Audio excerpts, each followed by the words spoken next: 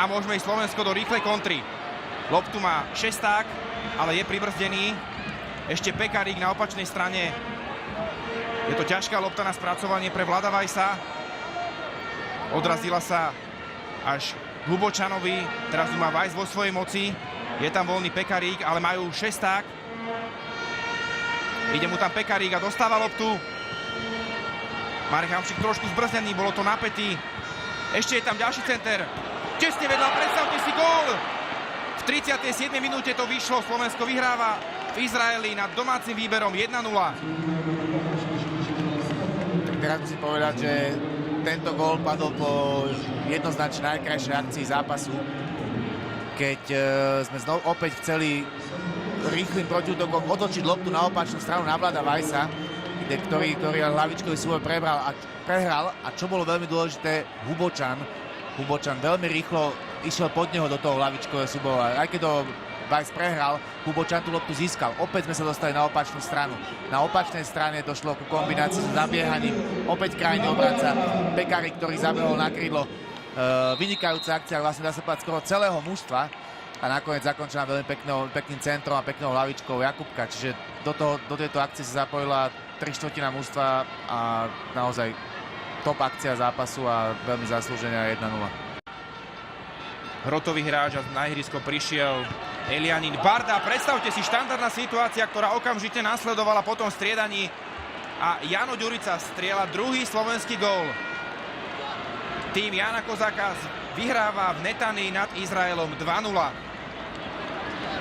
Nakoniec na to s tým centrom vyšlo opäť to, čo sme skúšali celý čas. A som rád, Jano, naozaj posledných po tej svojej chybe, ktorú spravili jednu s vynikajúcou, mal možno 4-5 vynikajúcich zákrokov, to si krásne nabehol. Obidve hlavičky, aj táto, aj tá prvý gól, nie sú to ľahké hlavičky, nádherne umiestnené, čiže naozaj, pokiaľ máme takéto kvality hráčov, treba ich využívať. Krásna krásny center, krásna hlavička, umiestnená hlavička, naozaj fatálne zlyhanie domácej obrany a môže to byť ešte veselšie, pretože Miňo z toho bol v šanci, ale bol tam Mešumar, ktorý zrazil ten jeho strelecký pokus. Takže sme pri chuti. Barda, teraz pozor, Buzaglo, ten je pri chuti, pozrite sa, strela z veľkej diaľky a Jan Buka vyťahuje loptu z vlastnej brány. Tesne pred uplynutím 80. minúty sa podarilo domácim streliť kontaktný gól. Takže stav zápasu Izrael-Slovensko zatiaľ 1-2. Z ničoho nič. Domáci úder. Keď sa povie, že prišiel to ako blesk z čistého neba, tak toto je... Na toto sedí presne. Absolútne nečakaná strela, by som povedal až. A ťažko povedať, či tam tí hráči mohli skôr vystúpiť. Nevideli sme to až tak dobre, lebo nedá sa pristúpiť tomu hráčovi naozaj hneď možno na 30 metroch. Treba pochváliť asi strelca, naozaj fantastická strela, dosť ťažká, pretože s tou loptou bežal, nešla oproti nemu, ale bežal s ňou a naozaj to trafil parádne.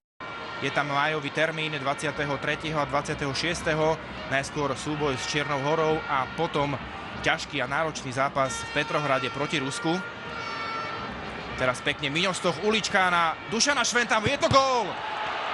Je to vynikajúce, reagujeme na izraelský kontaktný gól tretím zásahom, o ktorý sa postaral Robert Mák, ten je v reprezentácii pri streleckej chuti, skóroval aj na konci uplynulého roka v Poľsku, keď zvýšil na 2-0, teraz vyšla opäť ďalšia parádna akcia slovenského tímu. Treba povedať, naozaj toto bola akcia, toho nevidíme často na našich trávnikov, s veľmi dlhou medzihrou, dá sa povedať. Už od vlastnej polovice sme držali loptu, vynikajúci to Marek Hamšík dvakrát zakryl, počkal si, natiahol na seba hráčov na vlastnú polovicu a potom takou kolmou prihrávkou našiel, myslím Miňa Stocha alebo Adama Nemca, neviem teraz. A vtedy sme prešli do takého rýchlejšieho protiútoku a nádherné zakončenie z opačnej strany nábeh Maka, ktorý sa natlačil pred obrancu a naozaj celá tá akcia znesie naozaj prísne parametre. Ako som spomínal na začiatku, hlavne tá medzihra v strede pola, tak tam sme sa